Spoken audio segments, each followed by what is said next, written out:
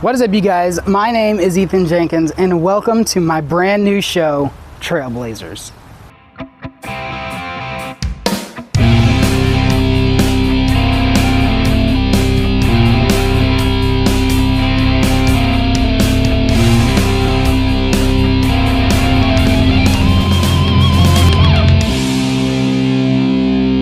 I just really wanted to just get outside. I mean, how much of our lives currently are always on social media platforms, looking at stuff on the internet, YouTube?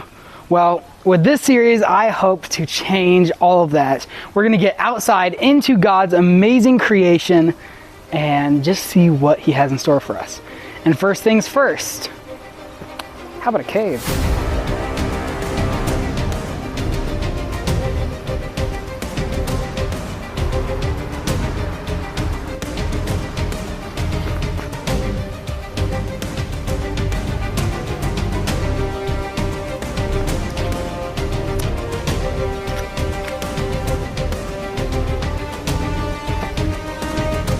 Ooh.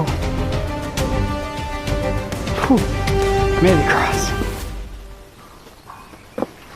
Wow. Look at all these layers.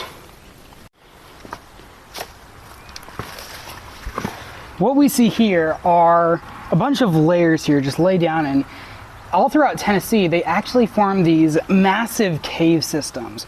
In fact, Tennessee has the most caves of any state in the United States. So this is pretty neat.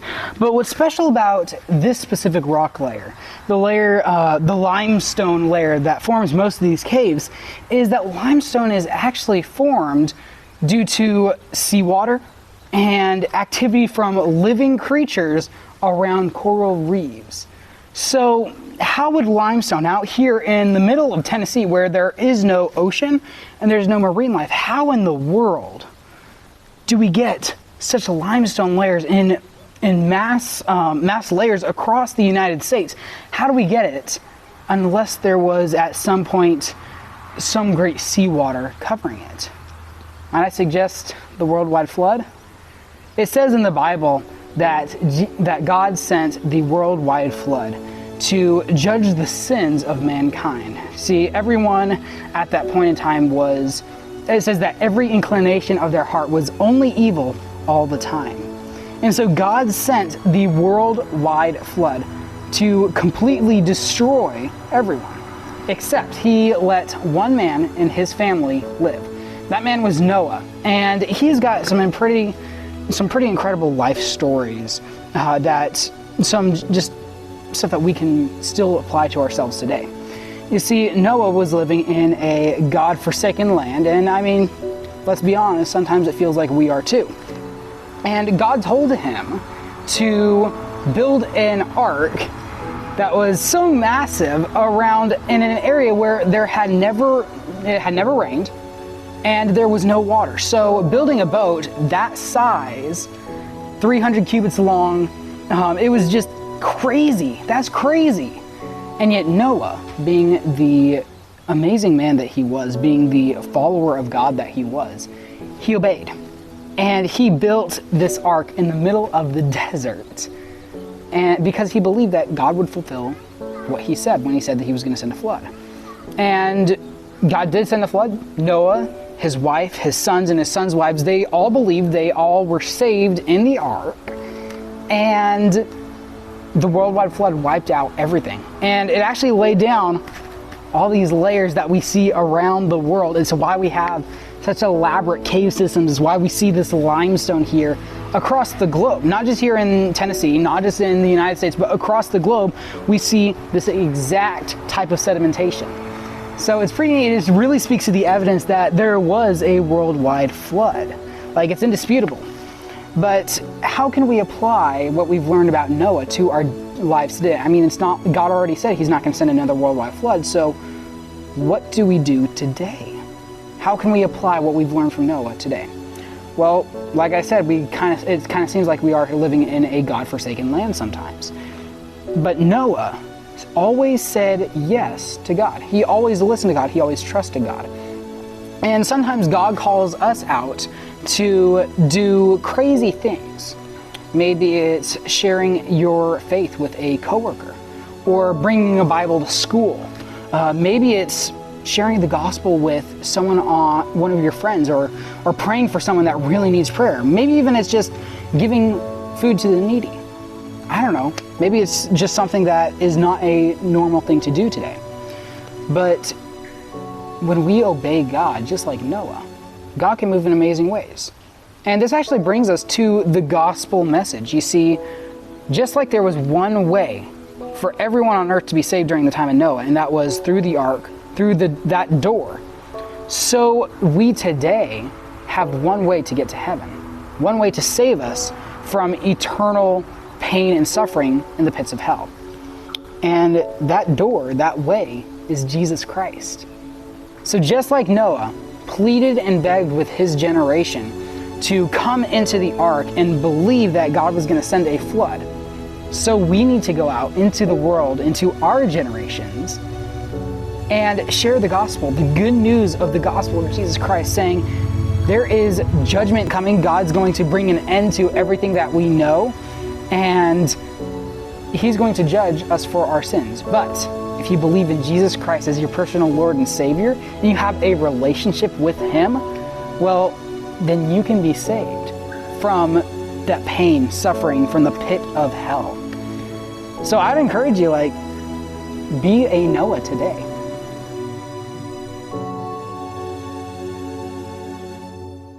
Let's keep exploring, see what else we can find. Let's see, can we get inside the cave? Whew, it's really muddy down here. Oh, it's tight. I'm really leaning over. Oh, yeah, it's muddy.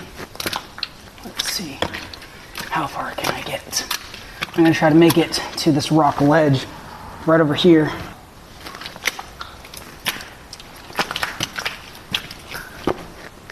Whew. Wow, it goes deep. I don't know if I'm gonna be able to make it over there.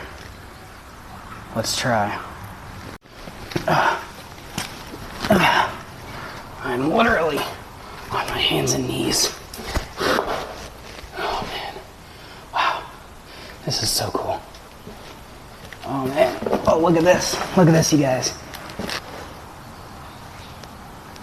There is a opening right above. I'm gonna stick you guys up into it. Let's see, what do you see? Oh wow, it's so smooth in there. Okay, let's keep going. Oh man, they've got all these little crevices and water running underneath. All these ledges, they are, they're like little islands. Let me show you guys. You got water right here. And it's going in between. Oh man, this is crazy. Oh man. Oh wow. Look at this, you guys. Oh, okay, it's gotten a whole lot drier. I can hear water dripping from the ceiling. Oh man, it's bright back. It's dark back there. I wish I had a flashlight. Oh man. Let me see, I might be able to turn this on. There we go. Let's look at this. Oh wow. Look at this, you guys. This is so cool. Oh wow, look at that. I'm gonna see if I can get to a couple more of these ledges and we'll head out. Okay guys, I am a little further deeper. I'm about a couple yards from the entrance, and I'm currently surrounded by just these ledges and this water. I can't even, I'm gonna see if I can make it to one over here, but it's gonna require a jump. It's gonna be a bit dangerous, but I'm up for it. Let's try.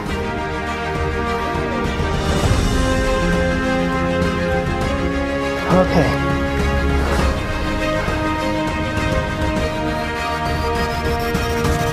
3, 2, 1. I made it. Okay. Whew. My head is right up against the ceiling. This is crazy, you guys. Oh my word. Oh my word. Oh man. I have to find a bigger cave to explore. Alrighty. So, what we've got here, you guys, is fantastic. We've got just this massive layering of limestone, and it forms all these incredible layers. And I mean, as you can see, it's sometimes can get pretty tight, but this is a massive layer. Like, there's no way that just a tiny little local flood did this. No, this is something major. Oh wow. And then over time, mind you, not a whole lot of time, like not millions of years or anything, but like just maybe over a couple decades, we have all this water in this cave, and it carved it out, and eventually it eroded it. Sections fell off, and that's what I assume a lot of these islands that I'm jumping across. I'm guessing these guys originally came from the ceiling here, and they were eroded away over time. So it's fascinating. All right, you guys, I think it's time to head back. We gotta check out the outside now. Alrighty. Quick detour, you guys. I just found a little hole. I'm gonna see if I can stick you guys up into it.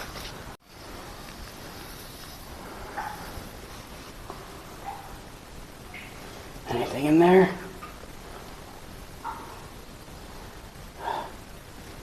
Anything? Well, I guess there's nothing in there. We're gonna keep making our way towards the entrance. Let's see here.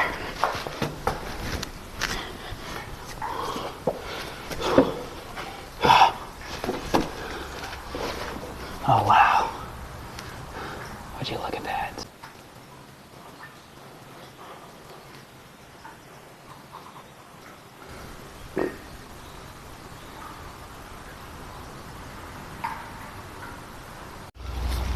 Okay, you guys, we made it out of the cave. Wow. That was an adventure.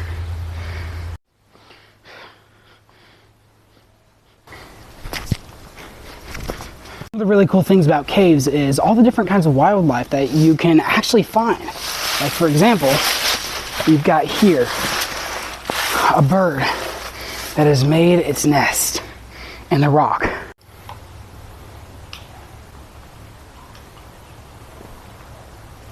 He flew away, so we're just left with the nest, but look at this. This is pretty cool.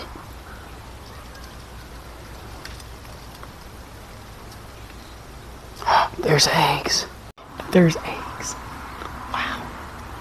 We're not going to disturb the nest because if a bird smells the scent of a human on it, then they could abandon the eggs and just leave them, so they would end up dying. So we're not going to mess with it.